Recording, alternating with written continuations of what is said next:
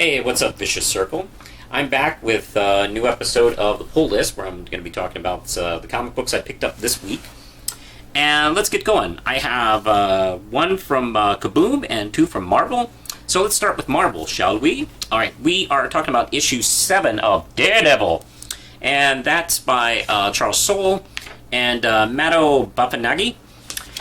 We begin again with Daredevil. He's being confronted by Elektra, who is out to find her daughter.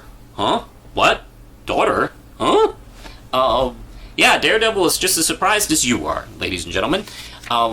He doesn't know what the hell she's talking about. And she tells him that she had a daughter just after she left college, leaving Matt after her father was killed.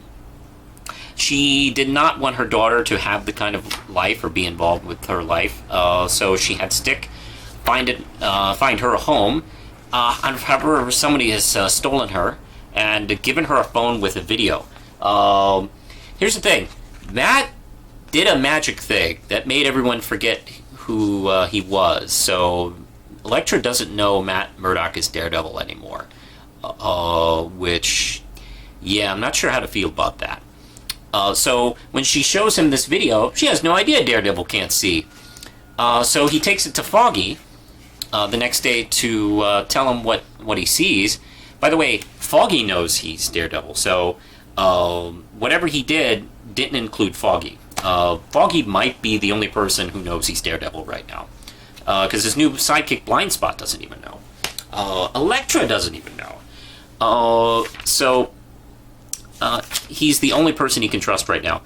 And guess what? There's nothing on the video.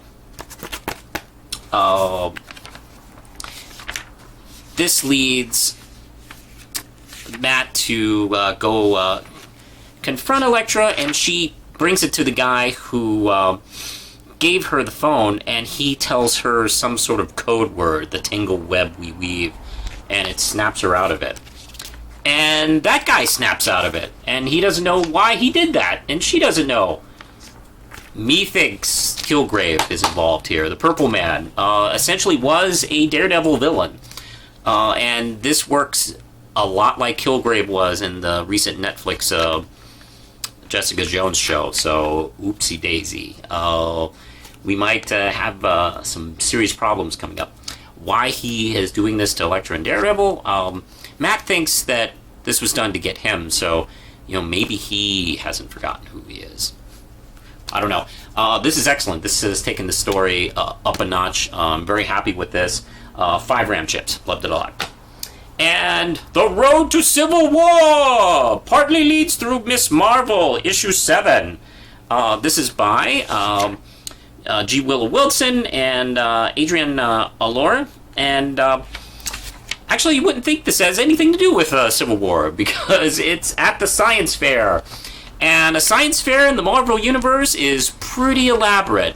The school that Camilla goes to is always beaten, and they're these kids from Jersey, and unfortunately they have to compete with the kids from New York City. And in the Marvel Universe, New York City is pretty much the god of everything. So each year they get beaten by them terribly. So they decide to really step up their game with Sky Shark. Sky Shark is fantastic. It's this floating pool that you can put a shark in, and it'll float around. Meant to help sharks and other big sea creatures as they heal, and it's adorable. Actually, they feed it fish through the bubble, and it seems pretty happy floating around. But they're beaten by Miles Morales. He is in the competing school, and he has this amazing energy generator that can pull in energy from people's cell phones to create reusable energy. But let's see, they pull out one more step, and it kind of blows up in their face. That's when Camilla, Spider-Man, and Nova show up to kind of save the day. And I gotta say, I really, really enjoy...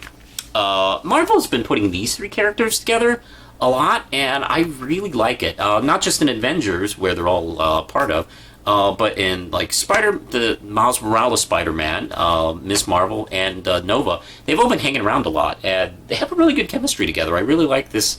I don't know who thought putting these three together a lot, but it's kind of a cool idea, and they really work well together. They're three teenage heroes. They're all legacy characters, and they all have their kind of doubts and personal issues. So they kind of work off each other really well. And of course, the art is just beautiful, as always. One of my favorite art books right now is the Ms. Marvel title. I think it's just amazing to take a look at. And it's a little unique, almost in a Steve Ditko kind of fashion, without ripping off Steve Ditko, if that makes any sense. However, not much having to do with Road to Civil War. There's kind of a line at the end. So Marvel is doing its usual Road to the Event crossover thingy, where it barely has anything to do with it. If you want to have something to do with Civil War 2 and you're not interested in Ms. Marvel, you can skip it. But to be honest, it's a really fun issue, so I think it's great. 5 ramp chips. All right, now let's change gears to Kaboom, and we have Steven Universe in the Crystal Gems, number 3 out of 4. And this is the Glass Ghost story arc. Let's see. Essentially, in last issue, Steven believes that this folktale, this Crystal Gem folktale about a glass ghost that turns gems into glass is real. So he and Ronaldo go to find it, and it turns Ronaldo into glass. Steven is saved by Amethyst. That's when the other crystal gems show up, and unfortunately it seems to be turning people in the town into glass. That's when Steven's first thought is to go find his dad, but thankfully he actually had no idea what was going on. That's when the glass ghost attacks them. In the ensuing fight, Steven realizes the thing might not be a ghost as we think of them. So of course he's going to probably try and figure out what the heck is this thing anyway. The art, I didn't even say the credits, did I? This is by Jocelyn Fenton and Kristen Garland, and Kristen Garland's art for this is really nice. Actually, there's been several artists on Steven Universe comics so far, and I think this might be my favorite look of the Steven Universe comics. I think it's really beautiful. It has this kind of flair to its own, but it still retains the look and feel of the original series. I think it looks really good, and it looks great in comic form. So I'm really happy with this. I hope that this miniseries is reteamed. I would like to see this team work on another miniseries. I don't know if they're going to do the Hellboy thing, where it's miniseries after miniseries. Which, if this team does it for a while, I'd be really happy, because this is really good.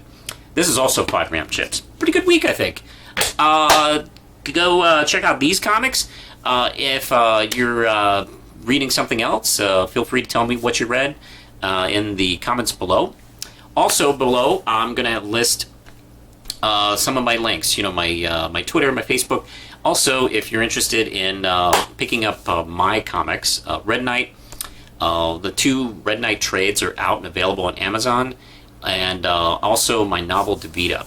You can check them out below, and if you want to help me make more, there is a Patreon as well. It's pretty good.